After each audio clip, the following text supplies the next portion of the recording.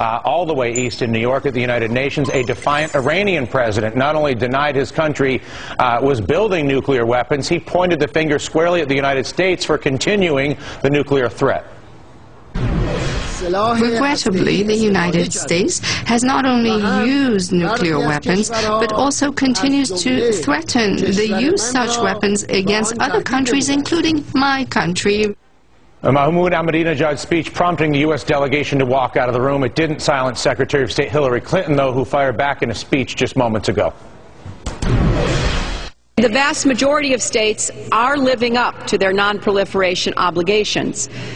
But a few outliers have demonstrated a determination to violate the rules and defy the international community. Rules must be binding. Violations must be punished. Words must mean something. And the world must stand together to prevent the spread of these weapons. Joining us now is Reza Kahlili, who went undercover with the CIA into the Revolutionary Guard. Let me repeat that. He is the author of a book called A Time to Betray. We have disguised Reza's voice and face to protect his identity. He is a former intelligence agent for the CIA who actually enlisted and served inside of the Revolutionary Guard. Reza, what is your understanding of the intention day-to-day of the Iranian government? Well, they intend to deceive the Western world, buy time, and proceed with the nuclear bomb project. I mean, Ahmadinejad should be the last person to preach us about freedom, democracy, and disarmament. Look how the Islamic regime is treating the Iranian people, stoning women to death, lashing women for not adhering to hijab, torturing, raping, executing, and hanging the opposition, boys and girls from cranes, and they are the main cause of proliferation of arms into Hamas, Hezbollah, Islamic Jihad, and Syria, and they are pursuing the nuclear bomb project. How much are they a source of arms that also flows into Afghanistan? Ahmad Vahidi, the current defense minister of the Islamic regime, is on the Interpol most wanted list. He has close ties with Al-Qaeda, and he's the main source of proliferation of arms into Taliban, Al-Qaeda, and Hezbollah, and they provide training camps, and the Revolutionary Guards are in charge of doing that mission. And what is your sense of the size and strength of the Revolutionary Guard?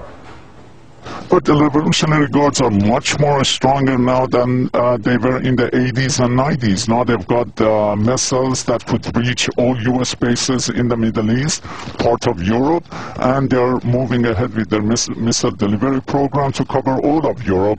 It's a parallel project, the nuclear bomb and the missile delivery system. And how much of a variable in all of this is oil prices and China's purchase of oil from Iran and Iran's enrichment and budgeting as a result of the fact that oil prices continue to be high, and the Americans obviously happy to buy foreign oil as well?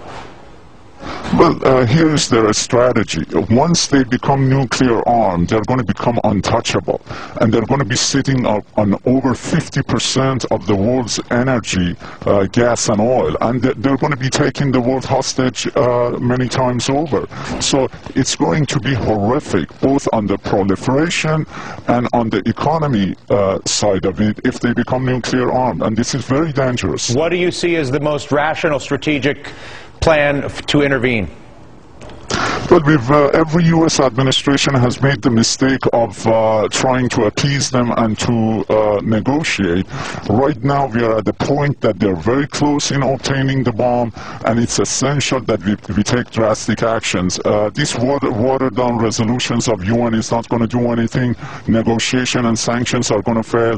We've got to come along with our European allies and cut all diplomatic ties, cut shipping lines, airlines, throw out all the embassies and diplomats and all associates of the government who are agents all over Europe, and really put the pressure on them. And we'll see that there'll be crack, and the Iranian people will see that we are supporting their aspirations for freedom, and you know, they will be emboldened to overthrow this government. Last question: how much do we need China and Russia's cooperation with any sort of global sanction initiative in order to yield the effect you just described?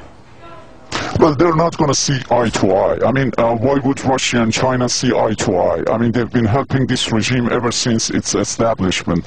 I think that this hope that they're going to come along and put the pressure really on Iran, it's an illusion. They're going to agree to some watered-down resolution. We have to take action with our allies in Europe. Reza, thank you so much for the conversation today, not to mention, and more importantly, the information that you've clearly risked your life for and still do risk your life to acquire for us. Reza Kahlili, again, the book, I don't know the title of the book because I can't see it in front of me, Reza, and I apologize. Where is this? Where's the book title anyway? I don't have it. A Time to Betray. A Time to Betray is the name of the book. I apologize, Reza. There it is. Reza Kahlili. Coming up here on the Dylan Ratigan Show, keeping score on the Senate's financial reform bill, how it looks and where it's heading. We'll talk